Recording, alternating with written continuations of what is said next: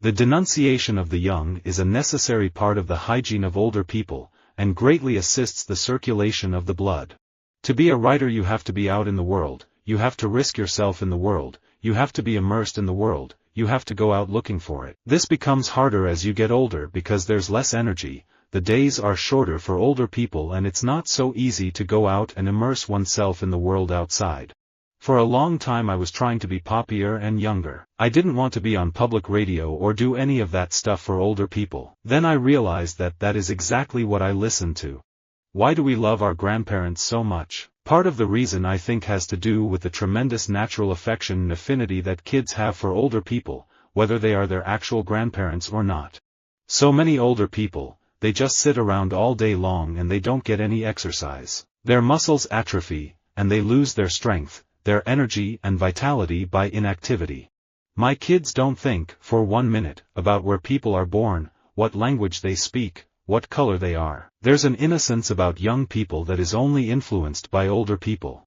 I find myself going out less and less. When you're 22 and see older people start to do that, it's depressing, but once you hit 30, you think, wow, I've been working all week, it might be really nice to stay in. In my stand-up work, I always do these characters, older people who are just off to the side. It's easier to write a story about the guy who made it to the top, but the middle is so much more interesting, so much more murky. Older people say, oh, I loved you in Sense and Sensibility, and that's the only film they want to talk about. Equally, there are people who only want to talk about Galaxy Quest. And there's a whole bunch of teenagers who only want to talk about Dogma. If anything, we older people yearn for a peaceful world even more than young people do. We are the ones who lost friends or relatives in some war. We are the ones who have lived a lifetime of seeing and reading about human suffering. I don't want to be known as the one who makes movies for older people. Generally, older people in their 50s, 60s, and 70s are running most countries and are CEOs of corporations. Which isn't to say there aren't entrepreneurs, but if the young were better in every respect, there'd be no reason for the old. Our lifespan reflects our particular life strategy. If you associate enough with older people who do enjoy their lives, who are not stored away in any golden ghettos, you will gain a sense of continuity and of the possibility for a full life. It's so hard when you're young to look at older people and understand that they have been where you are. It's the weirdest thing. You just can't get your head around that, can you? You can't get your head around the fact that someone who is 60 was once 16, if you're 16. But the fact is they have been, and they remember it. Older people, who just happen to have been around longer, may not be cleverer than the young, but they have seen more. I try hard to convince them it's important, but there's a history of discomfort with minorities voting in some parts of this country, so most especially the older people have to get accustomed to it. Jazz is more raw than punk in a lot of ways. It's so expressive. A lot of people say to me, especially older people, it took me ages to get into jazz. Who are benefits promised to, overwhelmingly? Well, they're promised to older people. And if you have a society like Europe that is upside down where there are a lot more older people than younger people, you have economic calamity. When I hear music that parents hate, or older musicians hate, I know that's the new music. When I hear older people saying, I hate rap or techno, I rush to it. I've been accused of being old before my time more than once. It's true that I've always felt an affinity for, and been comfortable around, older people. I attribute this to a childhood spent around my grandparents, and even a great-grandparent or two. I wouldn't trade those experiences for anything. The older people that one admires seem to be fearless. They go right out into the world. It's astounding. Maybe they can't see or they can't hear, but they walk out into the street and take life as it comes.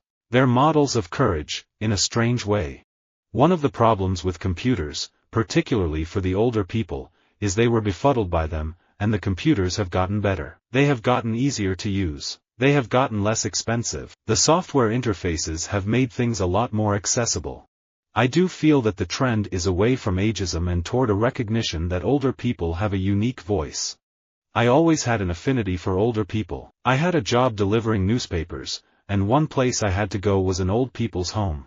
Some people would introduce you to their neighbors as if you were a nephew or grandson. They didn't get many visitors, so they acted like you were coming to see them, and that stuck with me for a long time. It seems older people maximize their well-being more. They start to realize that life is short. But I don't only get recognized for Friday the 13th, I was on a TV show called I've Got a Secret. I was on that show for 10 or 11 years. The older people always remember me from that.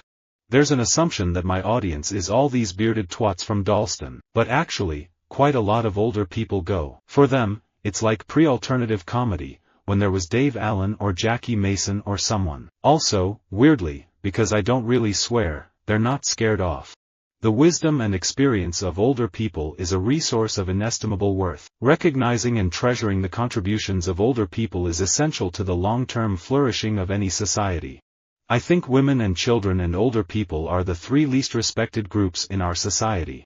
Grown men can learn from very little children, for the hearts of little children are pure. Therefore, the Great Spirit may show to them many things which older people miss. I've done 4 videos for older people under my new brand, Prime Time, and the missing link was yoga. I'm aiming it for older people, people who have never worked out or who are recovering from a surgery and have to start slow. It's easy, you can't get hurt, it's very doable, and I've done it in 10-minute segments. We are already seeing older people wanting greater choice in how, when, and where they receive care.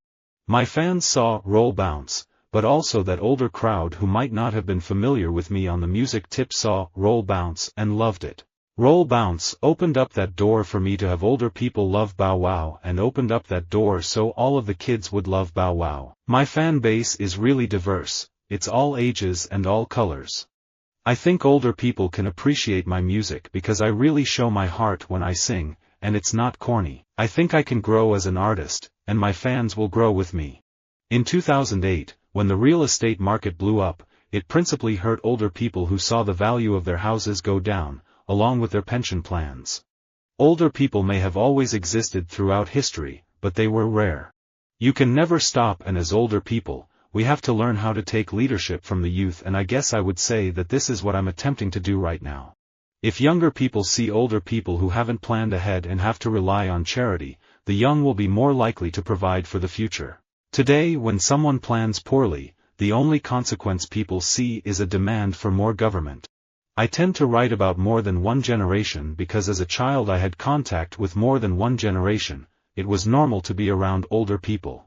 Naturally enough, when I was a young dancer, I was terribly anxious to get ahead, and to get ahead quickly. I was impatient with all those older people who talked of the long grind to the top, who turned me down for jobs I knew I could do. Owners lavish love on their pets, which is why so many go from non-aggressive pups to being out of control when they're older. People just don't realize their dog must respect them as leader of the pack. Garage rock is music for older people with young souls and young people with old souls. It's a certain sensibility, and you may have it when you're 17 or when you're 67. Stop this attitude that older people ain't any good anymore. We're as good as we ever were, if we ever were any good. More and more, as I get older, people come up to me and say, "Thank you for all the laughter." And my standard answer is, "It was my pleasure." But that's the truth. In the family sandwich, the older people and the younger ones can recognize one another as the bread. Those in the middle are, for a time, the meat.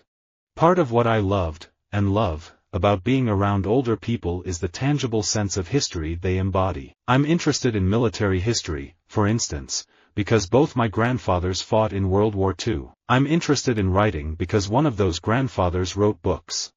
They were flabbergasted when they discovered how interested everybody was in those old people. And now many upcoming projects feature older people. It's become a trend.